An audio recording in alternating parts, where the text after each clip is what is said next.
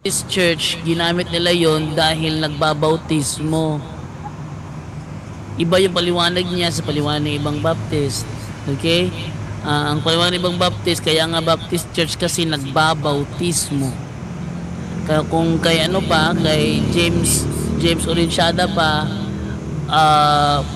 baptistumen. Baptistumen. Yun ang ginamit na yun ang ginamit na term ni James Orintiada. And then hindi totoo na ang Baptist ay true church. Bakit? Ang true church was established by Jesus Christ, not by John Smith. Inamin niya ang Baptist church nagsimula kay John Smith. Nung tinanong ko siya, anong ginawa nyo?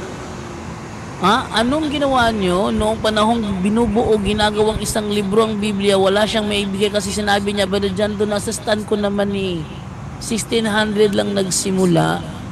Eh di, ibig sabihin, how come na naging true church? Ang true church, nagsimula yan kay Jesus Christ. Ang true church, dumanas ng maraming persecution. Ang true church, ang unang leader niyan, pagkatapos ni Kristo ay si Apostol Pedro. Nang sabihin ni Jesus Christ sa kanya, sabi niya, hindi pwedeng mapili si Apostol Pedro kasi 3 beses siyang dininay. Pero huwag kalimutan, 3 beses din siya sinabihan ni Kristo din, pakanin mo ang aking mga tupa. Wala siyang sinabi na binabawi ko sa iyong susi. Yung lang yung sinabi ni Brother Ren ba? Wala siyang sinabi na binabawi ko sa iyong susi, Peter. Kasi wala kay klaro. Hindi ka clear, no? Kaya yung susi binigay ko sa binabawi mo na yan. Hindi ka worth it yan. Walang ganun nangyari. Actually, kung babasahin natin yung sa Luke 22, Lucas chapter 22 verses 31 to 32, ang sabi ni Kristo ganito, Simon, Simon, makinig ka. Hiniling ni Satanas na subukin kayo tulad sa ginagawa ng magsasaka na inihihiwalay ang ipa sa mga trigo. Tapos sa 32, subalit idinadalangin kita upang wag manghina ang iyong pananampalataya. Kalae mo, si Kristo na mismo ang nananalangin para sa kanya. Tapos sasabihin nila, hindi pinili kasi 3 beses siyang dininay. Alam na ni Kristo mangyayari.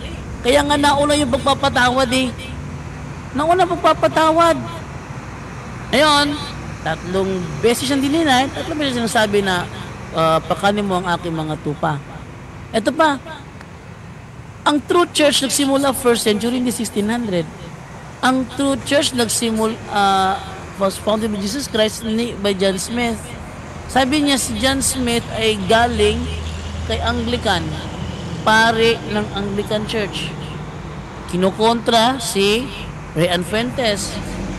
Wala tayo doon kasi sa inyo yan. Pero di naman issue dito kung kung saan galing si John Smith Ang issue kasi dito is tunay ba na iglesia ang Baptist. Pero hindi ako naniniwala na pinili lang yung term Baptist ni John Smith dahil sa pambubuli. Walang ano sa history.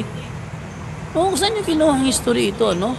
And then, kung talagang apostolic siya, dapat sana meron siyang maipakita na meron silang talaan ng mga bishops na gaya sa atin sa Katoliko, meron tayong talaan ng mga